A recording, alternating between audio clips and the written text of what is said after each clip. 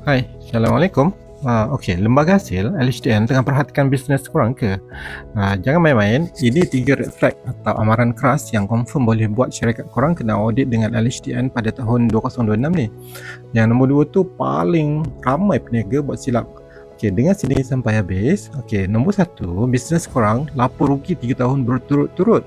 Logiknya macam ni, kalau bisnes asyik rugi memanjang, macam mana korang boleh survive dan bayar operasi syarikat?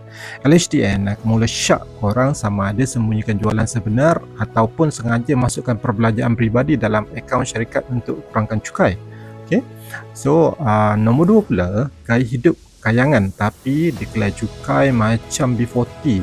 Dekat TikTok, dekat IG, kemain lagi korang tayang beli wifi baru, beli rumah baru, pergi bercuti kat Eropah. Tapi bila hantar barang B, pendapatan ciput je. LHDN sekarang ni ada unit khas tau yang pantau media sosial kita. Tambahan pula, sistem LHDN dah berhubung rapat dengan JPJ dan bank. Kalau tak padan dengan gaya hidup dan cukai yang dibayar, memang tunggu masa je. Okay, nombor 3, margin untung korang tiba-tiba drop teruk berbanding dengan pesaing dalam industri yang sama. Contohnya, margin untung kedai makan lain puratanya 20%, tapi kedai korang tiba-tiba lapor 2% saja tahun ni.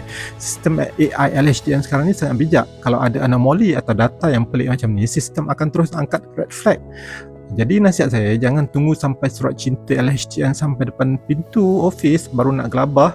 Okay, penalti dia bukan sikit tau, boleh cecah sampai ratusan ribu. Kalau akaun dan cukai bisnes korang masih berterabur, jangan biarkan. Klik link di bio profile saya dan sekarang pasukan Findok akan sedia membantu kemaskan akaun dan elak penalti. Jangan lupa save video ni dan share kepada partner bisnes korang. Okay, bye. Assalamualaikum.